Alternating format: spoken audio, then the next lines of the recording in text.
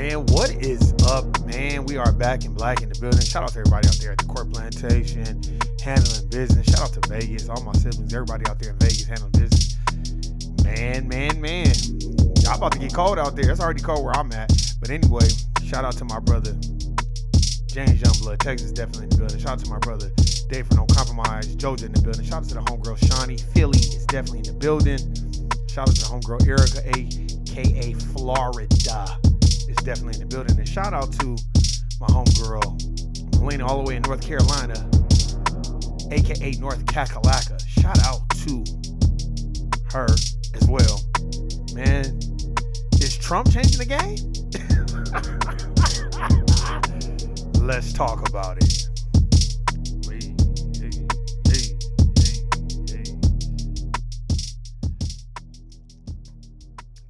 We're not even gonna play no audio. We're just gonna have a quick conversation. And the conversation is gonna revolve around, you see what he did, right? You see what Trump did. Ain't no more this gender, that gender, all this other, distractions.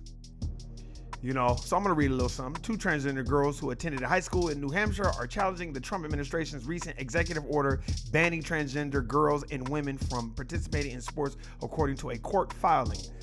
The teens, Parker Terrell and Iris Turmel, previously sued New Hampshire education officials over a state law prohibiting them from competing on girls' sports teams as their public high schools. On Wednesday, their attorneys GLAAD Law and the ACLU of New Hampshire filed an amended complaint asking the court to expand the case nationally to challenge Trump's executive order.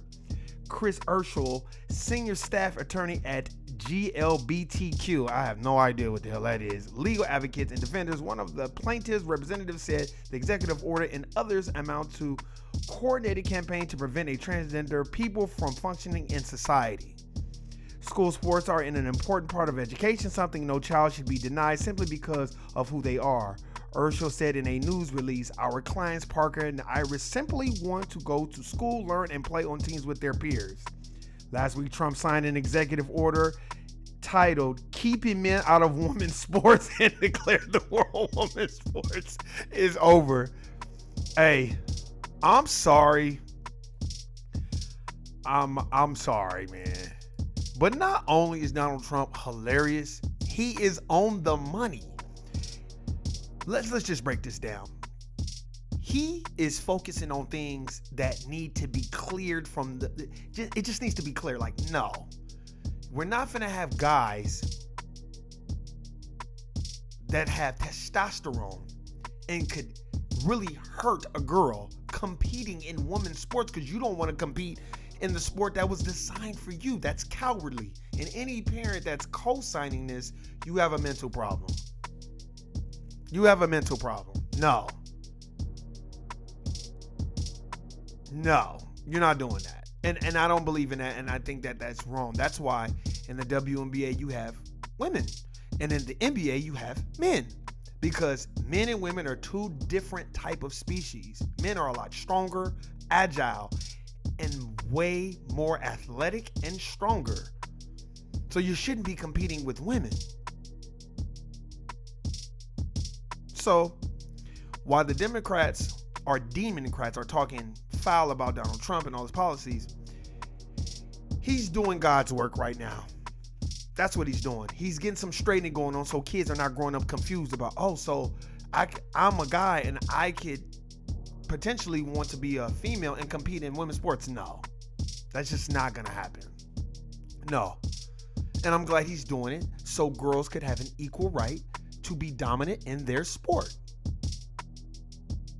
I like that he signed that. No, it is not fair to women in the United States of America who work hard, train hard, so they could be the best in their genre and their sport.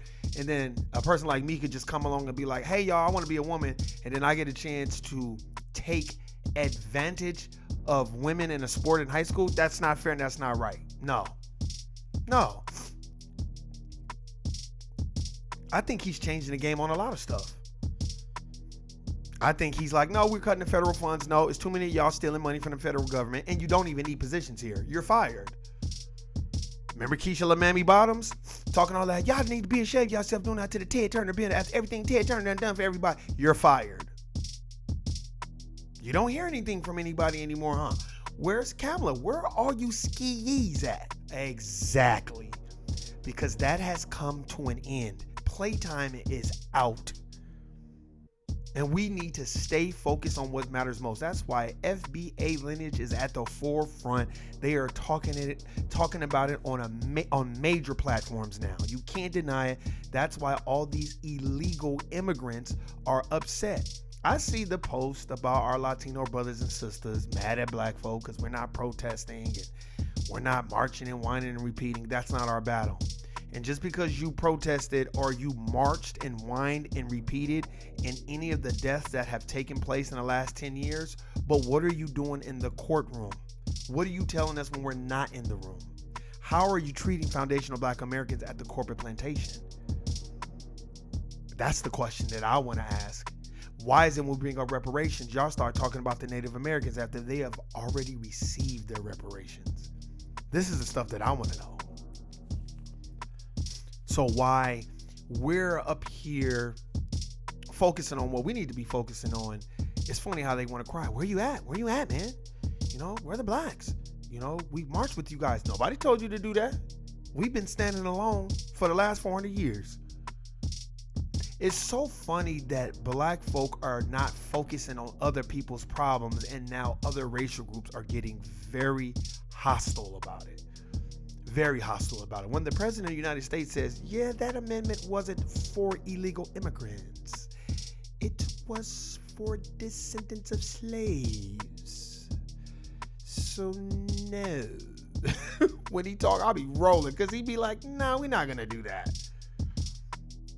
This is what everyone gets for loving that black folk for a point in time where the underclass and were the welcome mats and were being benign neglect. This message is for my Latino brothers and sisters. Y'all don't like being benign neglect, do you? You don't like it when the focus is on you and nobody is coming to help you. You don't like it how everybody's kind of turning their back and treating you like you're a second-class citizen. That's not fun to you. Well, how do you think foundational black Americans feel after they've built the country for free without repayment and everybody's treating us like we shouldn't or don't deserve repayment because it wasn't us, it was our ancestors? Well, shout out to my dominant society white Jewish community, because they will never let you disrespect them like that, as they should.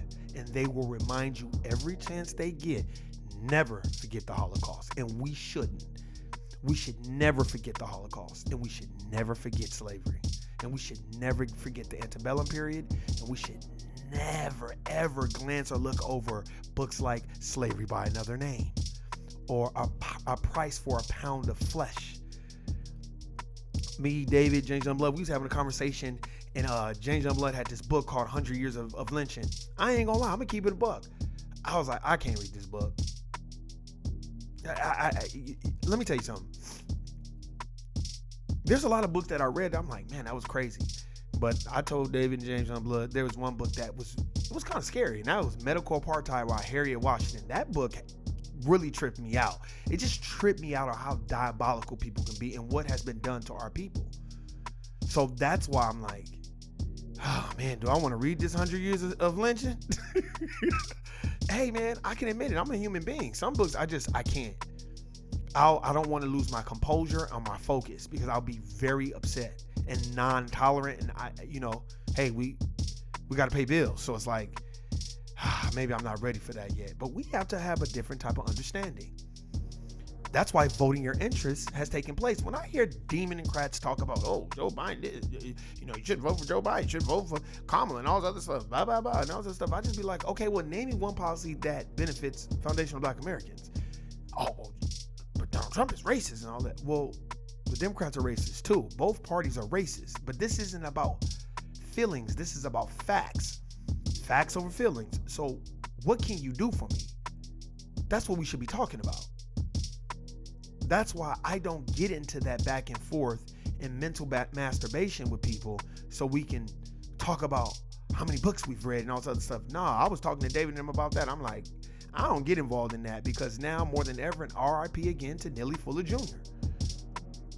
I don't get into that back and forth because as Neely Fuller Jr. said in his book, it's called The Four Wall Effect.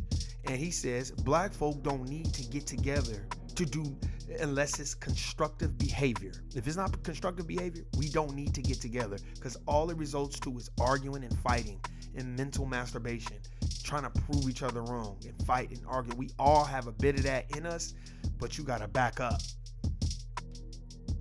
And the reason why you have to back up because you got to know what matters most. We are doing a great job just sitting back and letting people handle their own problems. And that's why other racial groups are mad as can be. Because they're like, oh my God, I think it's over. Yeah, it is over. We're not doing that anymore. Oh, you want us to fight your battles? Oh, right. I'll fight y'all battles when y'all fight our battle about reparations and when you are a big time ally to foundational Black Americans at the corporate plantation, because you are not. The majority of you are not. You have very vile and vicious behavior, and the characteristics are a replication of the dominant society's anti-Black benign neglect policy. That's what it is. That's how it's always been. That's why I don't go cuckoo for Cocoa Puffs when it comes to other people talking about allies. I'm going to tell you, read this book called The Burglary. J. Edgar Hoover's Secret FBI. I read this book 10 years ago. Unless there's a bunch of Keith Forsyth, you'll hear me talk about it over and over again. He's the one who broke, him along with some of his comrades, they broke into the FBI building in Pennsylvania and exposed the COINTELPRO paperwork because they got it from Daniel Ellsberg. Daniel Ellsberg he has a book called The Pentagon Papers, and he leaked it, and he wasn't supposed to. So they got the idea from him. So when they broke into the FBI building, they got the paperwork, and they looking at it like, oh my God, this guy is racist. Because they thought it was about the CIA and the war, but it was about COINTELPRO. So when they went in the cabin, I told the story a million times, when they went in the cabin, and they started going through the paperwork and looking at it, they like basically like, oh my God, this man is racist. And he really don't like Black people. Well, guess what? A person that was a part of the group, I don't know if it was Keith Forsyth, but they did a march in one of the southern states and they all got arrested. Well, there was a Black preacher who put his farm up for collateral to bail all those people out. And one of the people that got bailed out was one of the people that broke into the FBI building. That's why he broke into the FBI building, because that man who bailed them out was a Black man. So that was his duty to be like, man, if we don't do anything, we got to do this. Yep, they went into hiding for like 10 years because J. Edgar Hoover was doing everything he could to find the people who exposed the COINTELPRO papers. Go read that book. You're like, damn, you only know Keith Forsyth? You know why I know Keith Forsyth? Because he was the person who picked the lock. He had to learn how to pick locks, and they had to study and figure out how they were going to do it, because back in the day, the FBI and government buildings weren't separate. They would put an FBI building in the same building as an apartment. You come out of your apartment and then the next door is the FBI building. That's how they were doing it back in the day. That's why they changed it. It made it where FBI, CIA, those buildings are stand-alone buildings. And I'm not trying to flex what I know. I'm just saying that's a very interesting book, and those were true allies. And they didn't get any awards. And hey, look at me, we broke. Nope, they still don't talk about that because they probably are afraid that they're going to be thrown in prison and all this other stuff. But those were allies. I don't need a Tim Wise telling me about racism, white supremacy. You notice you don't hear from him anymore, or Jane Elliott, or any of these people. Where are the Democrats at? They're too busy scrambling trying to figure out who they're going to get to run against the next Republican. Because I believe a lot of Republicans are still going to vote Republican because how awful the economy is and the interest rates, right? See, I'm not focused on everybody else. I'm focused on my people buying homes. Real estate is the key. How are we going to get real estate? The interest rates are damn near at 8%. Warren, if y'all just do that, no. Black folk got to fight every other racial group before they get home, and then they got to fight each other.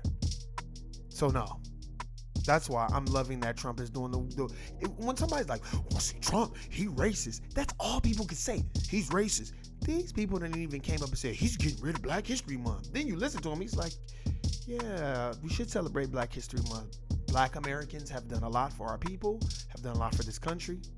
You notice he don't say African American. He says Black American. Because there's too many Africans and Afrikaans trying to tie us and tether us to Africa.